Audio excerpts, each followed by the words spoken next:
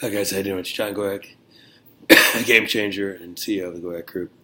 Hey, feeling pretty crappy today, and that's really the point of this video today. Is how do you play when you feel crappy? Simple question, you know. So, you know, we've all been hurt, we've all played hurt, we've all done those sorts of things, and truthfully, my mode was in the past always been go go go go go. Doesn't matter how bad you feel, whatever. But take a step back and look at that. When you're play hurt, it's noble and all that sort of thing, and you feel rah rah really good. But what do? You let yourself down because you're going to hurt yourself worse, and your healing time is going to be longer. And you let your teammates down because you're not playing 100% because they count on you, whether it's slot you're playing, linebacker, where the hell you are, or vice president, director, executor.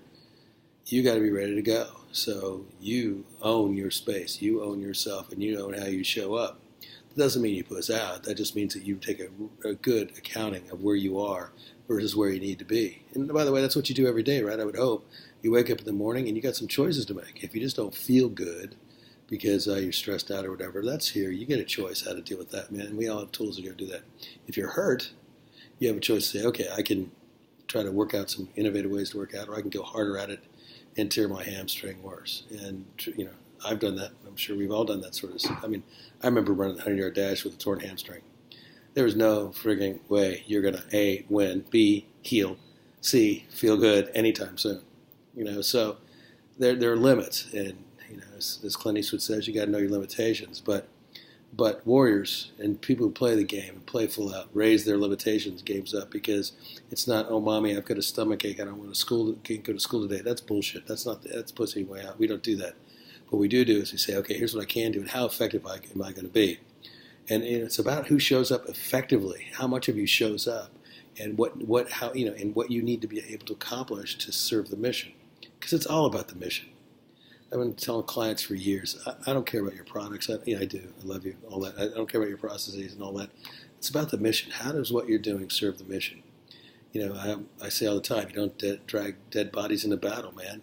So you got to go in, you got to show up, and because it's more than about you. It's about your team. It's about the ultimate outcome.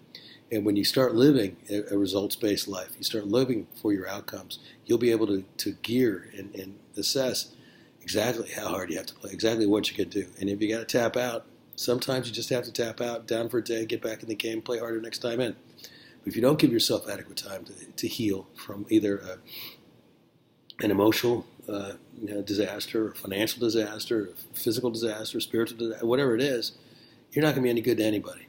And then you're going to turn into this guy and says, well, shit. And when your team starts to doubt you, it's like having a SEAL team or any kind of a mission team. When they start to doubt you, you ain't going to be called upon to do anything important.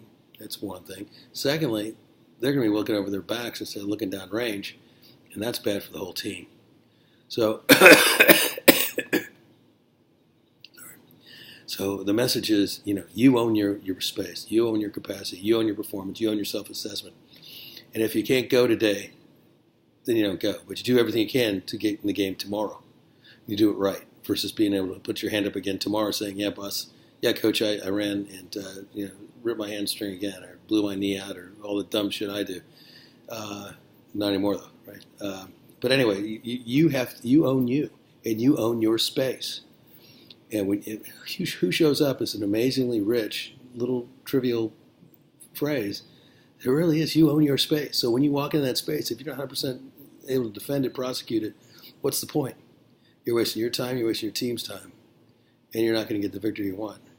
So it's about knowing where you are exactly on your scale of performance, knowing what's going to be expected of you. Pushing a little harder, that's fine, but not pushing to be a maniac, because the next day you're going to show up at less than 50% of where you were the previous day. Doesn't serve anybody. You own your space. You own your body. You own your spiritual. You own your relationships. It's how you show up in each of those and play hard, that makes all the difference. And at the end of the day, if you went in knowing I'm 80% boss, but that's what we need to do today, and you do 80% and you win, how do you feel?